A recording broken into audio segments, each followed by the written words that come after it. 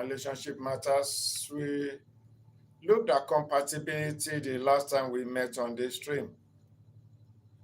Now we want to look at what are the dangers, what are the hazards, what are the implications if compatibility check is not properly done before intending couple sign that dotted line saying I do.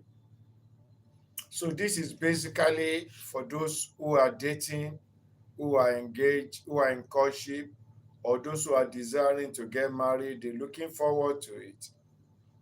Marriage is one of the best things that can happen to any human being on this earth because you can't leave it alone. We are emotional beings. We are sensitive. Everyone needs a shoulder to cry upon. Everybody needs a soft spot. Everybody needs a good level of understanding. Somebody you can really call you own. Somebody you can grow together with. And that's part of the concept of marriage. That's why you see that people stay together as long as God gives them the life and the joy. 10 years, 20 years, 50 years, 70 years. It's because they have tried to understand that issue, that concept of compatibility. So compatibility is not talking about two people being identical, being exactly the same, thinking the same way, working and operating the same way. No.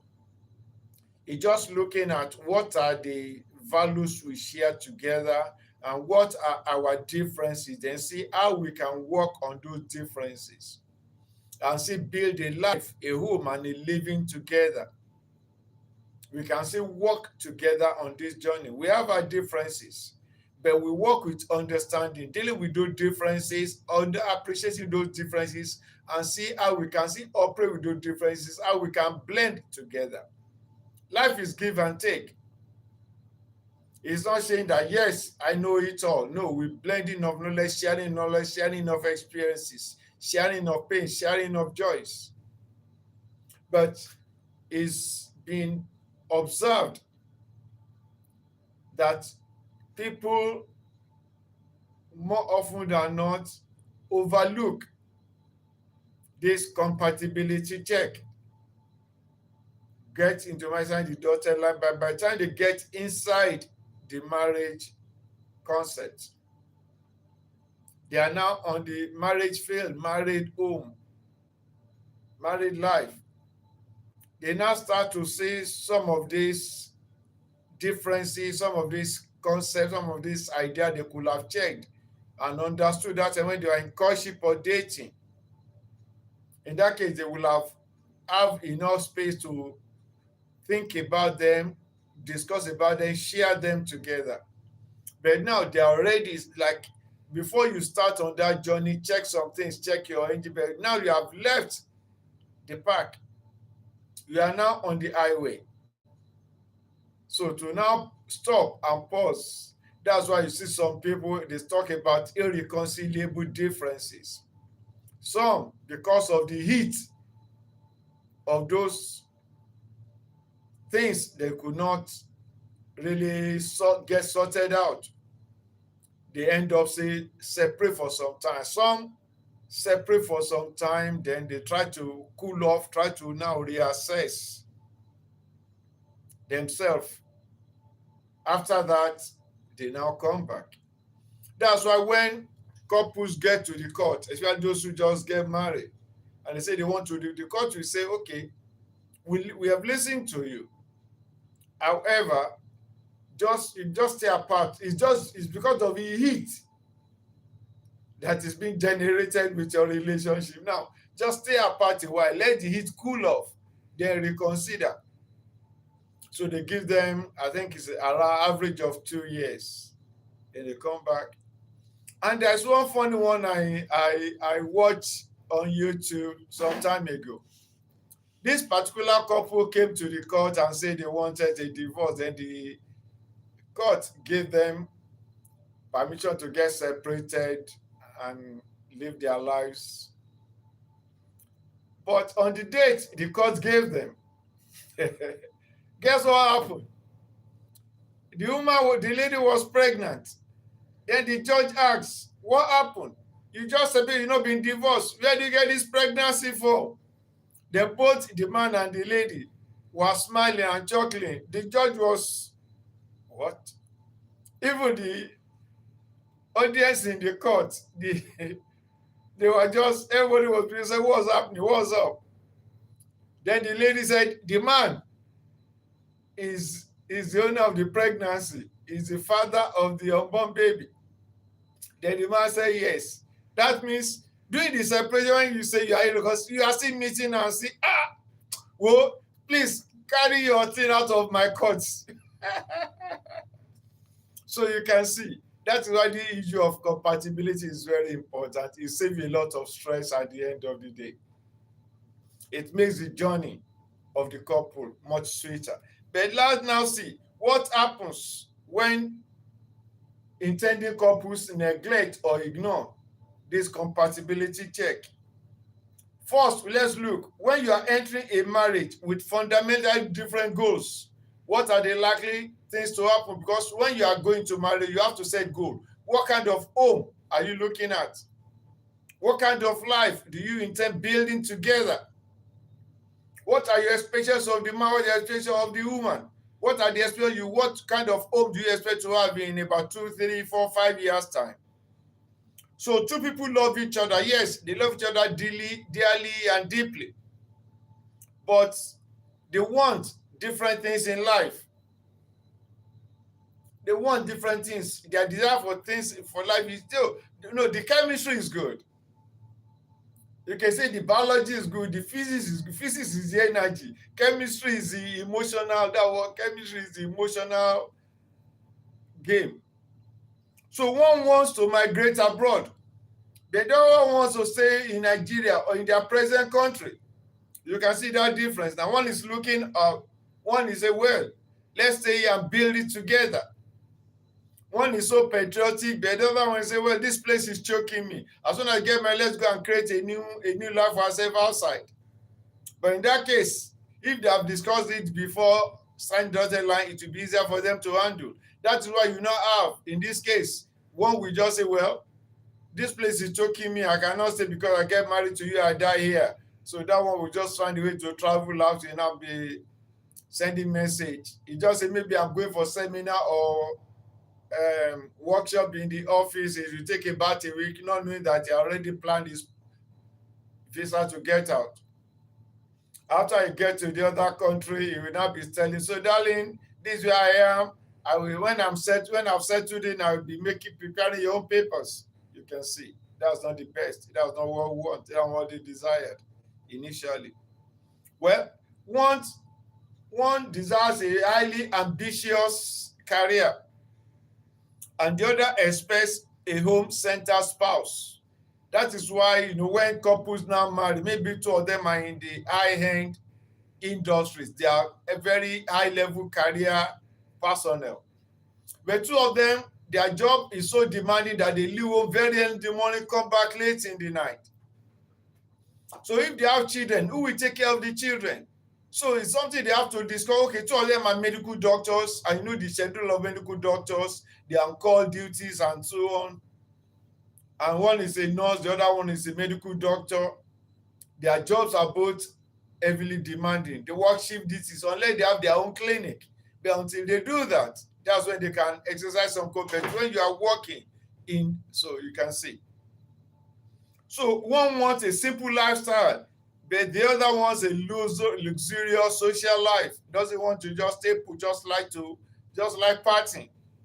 So the danger is that love may not permanently be able to resolve this incompatibility in their different focus or directions in life.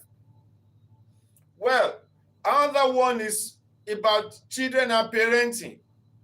One doesn't want children, the other wants children.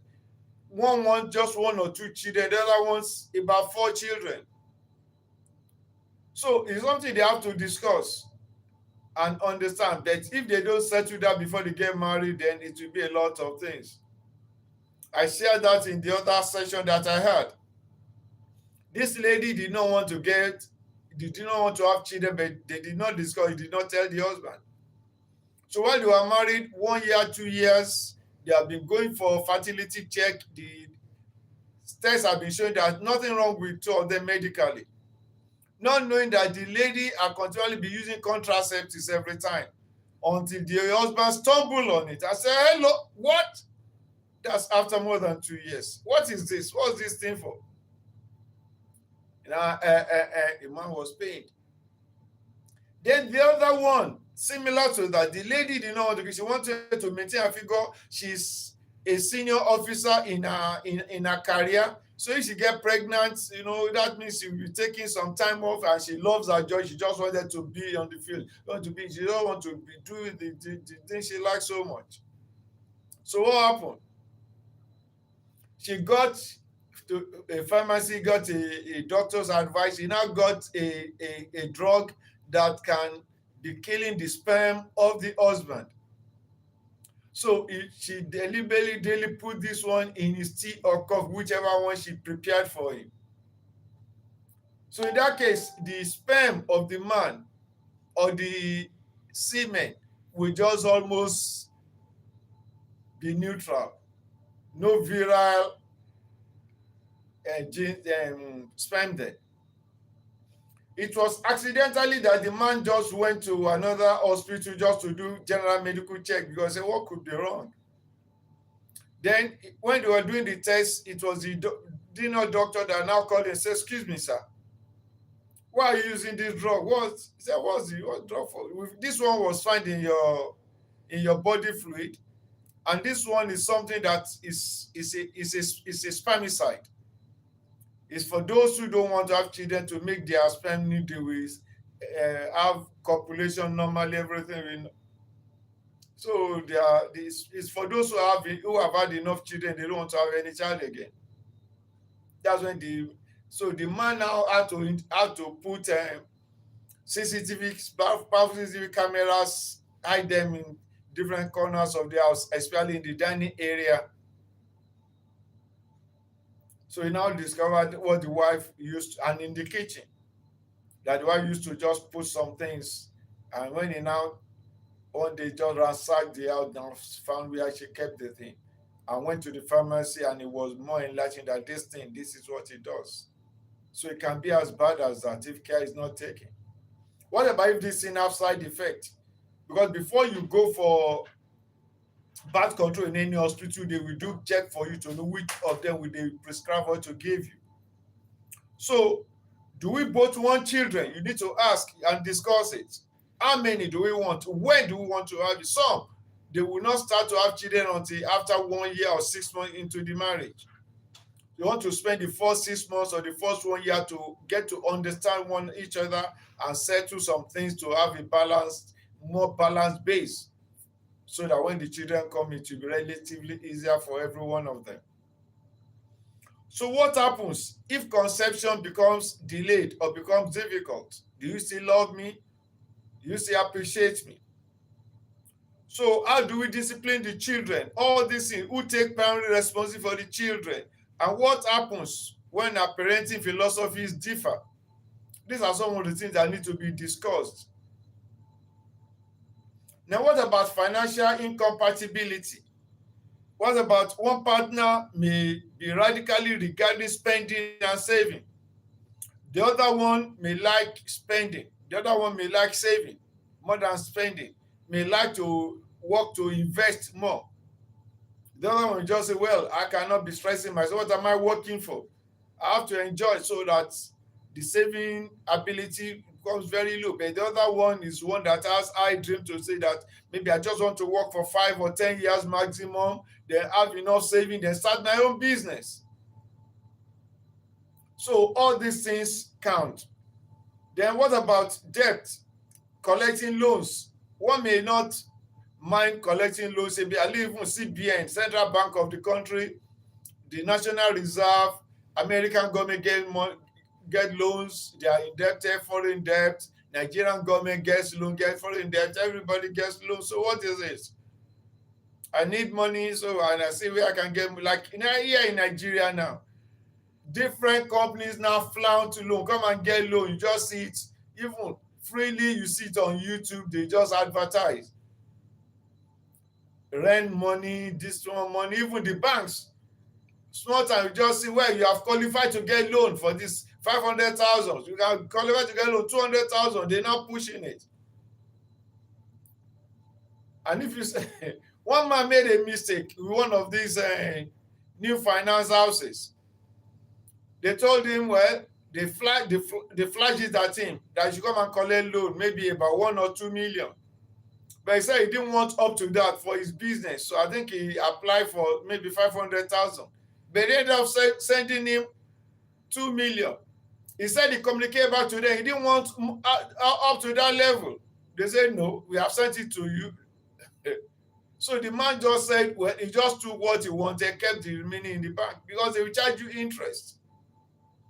So we have to have that kind of financial understanding of one another. Then you talk about savings. Do you have joint account or personal account? How do you manage that? Then financial transparency, business risk, lifestyle expectation. So, for example, one partner may be thinking, money is for enjoying life, isn't it? While the other one thinks money must first be saved and invested, not to be spent anyhow. The danger is this: repeated financial conflict can produce resentment, secrecy, distrust, and serious marital instability. Don't you think so? So if you are not working on compatibility, understanding before signing the dotted line, by the time you get married and these things start to present themselves, it may create so much disharmony and heat in the home, which is not healthy. Marriage is supposed to be enjoyed. It's supposed to flow together. That's why the Bible says, can two work together except they agree? So your level of agreement must be more than 50%. So that will create base for the remaining one, which you can now try to work together. So then we have conflict attitude or responsibility. Like a person who is chronically irresponsible, chronically unreliable, chronically financially reckless, chronically emotionally immature, chronically habitually late, and chronically not ready to meet commitment, always unwilling, is careless about commitment. He say, well, I can't make it, but your word must be you must be a person of it. So if you are now have somebody like that, and that is opposite to your own, you're a person of integrity. Your word is your bond. You're careful with every money you earn. You don't like borrow, you don't like in debt, you like responsible actions. And you want to be, you are dependable. This person that is a careless lifestyle, then you have to think very well, or else. So the danger is this: one partner eventually becomes the adult in the home, carrying most of the marriage responsibilities, and the other behaves like an immature child, being dependent on the mature one. So discovering incompatibility values after marriage can be very devastating if care is not taken. Values, okay. Nick, you're welcome, thank you. Nova, you're welcome, thank you. So discovering compatible values after marriage can be devastating, like I said. So values that influence everyday decisions. For example, in areas of honesty, it should not be negotiable. Somebody that is not honest, say one thing today, when tomorrow comes, say, did I really say that? I didn't mean it that it must have been a slip of tongue. Please pardon me. And that continues to be a regular habit, part of his or her lifestyle. Then you need to be careful.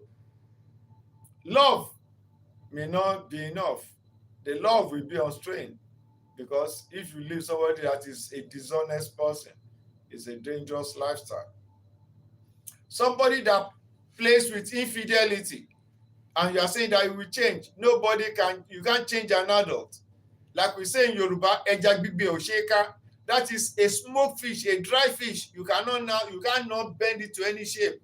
But if the fish is fresh, you can now turn it to any shape you want. Like when we will roast fish in this part in Nigeria, part of the world, when it's fresh, people will curve it to form a circle like a ring and pin it together and roast it. But once it's dry, you cannot bend again to break. So somebody that is chronic like that and say, okay, when I marry, I will change. No, don't buy that. Well, so somebody that lacks respect, does not respect his or her siblings, does not respect the junior workers in the office. No, everybody deserves some level of respect. Even children must be respected. That is why fundamental human rights. You can't just treat a child because it's a child, even if it's your child. Everybody has some level of respect. This person is highly maybe because of his level of intelligence, because of level of wisdom, because of his social status. He just talks anyhow to people, behave anyhow to people, and take a lot of things and a lot of people for granted. Then you need to watch it. Unless you share the same lifestyle, then you can flow together. Then somebody that doesn't respect his or her family, then you need to watch it. How does he expect that person to respect? How does he expect to respect your family? Like one of the things we discuss in marriage counseling is in-law relationship. You grew up with your family, you grew up with your father and mother, your cousin, your siblings. And for your spouse that doesn't respect his own siblings, does not respect his parents, you are not expect to come and respect your own parents, your siblings for whatever reason, then you may be making a miss. So these are kind of things you have to look at. Family is important. They born you, they raise you, nurse you to that level you are in. Even if any of them offended you, you don't carry grudge. That is, you have unforgiving spirit. And if you are now living with somebody that, or you want to set your life with somebody that has unforgiving spirit, then that is a danger sign, isn't it? So somebody that is careless with money, I've said that earlier, somebody that is careless with his work, then that person is also dangerous. Somebody that doesn't respect sexual boundaries. You say, don't do this, it's just all right, then you can be, that can be abusive, can become abusive after you have signed it. Yeah, alas, you are my wife, you are my husband, ain't it? You shouting at me? Yes. You always sign the dotted line. Because you are my husband, because you are my wife, doesn't mean that you run roughshod over me, isn't it? So these are some of the things that we need to understand and look into. Then religious and spiritual conflict can come up if you don't share the same religious outlook, the same religious belief. Your concept of spirituality, the supreme being, how you carry your life, family responsibilities, and all these things count. So if religious reasons and concepts are ignored before marriage, they may become particularly painful when your children come into the world. Which church, which kind of God do they believe, or they will not believe in God? Or one will go this way, the other one will go that way. Then, if you don't also talk about gender roles, like in Africa, Nigeria, then we have some roles all over the world. There are some roles, the roles that involve a lot of energy, a lot of high risk. We know that is actually in the main for the men. Like we have a proverb in Nigeria, especially Southwest, if a man sees the snake and the woman kills it, or the wife kills it, at least let the snake be dead first. Okay. So what he's trying to say that when there's time of danger, is the man that's supposed to bail the car, stay in the front. But however, the woman is standing to help him out, at least to save the day. To let you know that that is the gender rules, that the man is supposed to be the one that you pursue the snake, not expect the woman or the wife to be doing that. So the man is supposed to be the protector, to be the army general, the commander in chief of the armed forces of the family. So that is concerning that. Then we ask, who handles household responsibilities? Then you need to look at that. Who make the major decisions in the home? How are the domestic duties shared?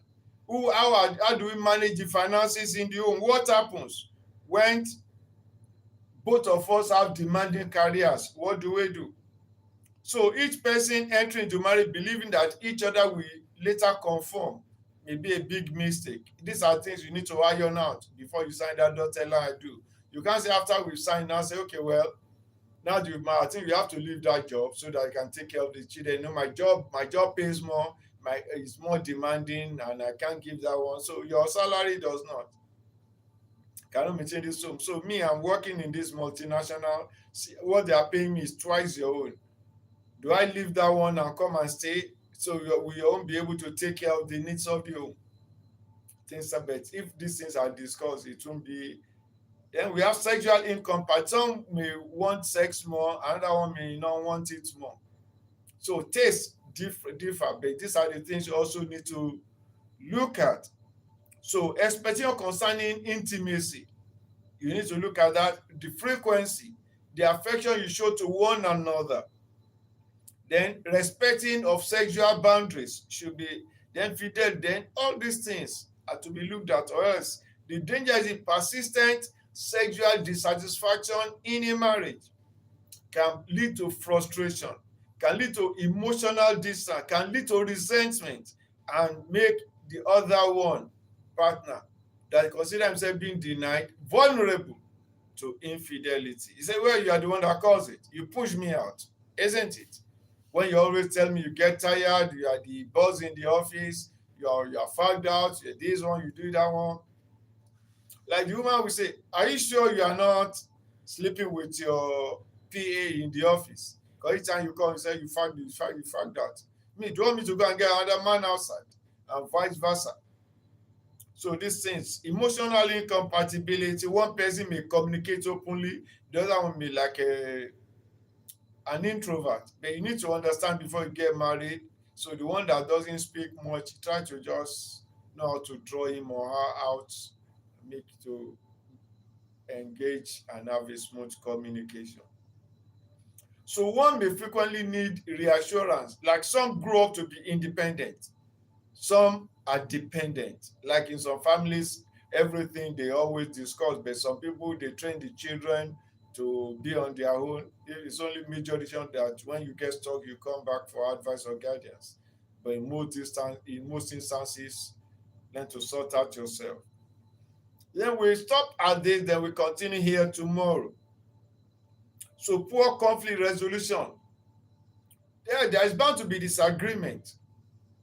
They're bound to have anger, sometimes disagree. So how do we? The question is not do we ever have to disagree? Every couple will disagree, but the important questions will be how do we disagree and agree? Can we listen well to one another? Can we learn to apologize to one another, even if you are not the one that is actually very wrong? But for peace to reign, can we learn to give? Can we learn to be more tolerant of one another? Can we learn to compromise one time, one way or the other, for peace to reign? Can you learn to concede? So how ready are you to forgive? So those are some of the things you look at. Someone that doesn't forgive, that always remember what you did last week. Remember what you said yesterday, and now you're facing the same thing today. They say, "I'm sorry," and it's not what happened yesterday and different that's happening. These are two different things. They say, "Well, they're too much. You're offending me." I think it's not deliberate. Can't you try to understand?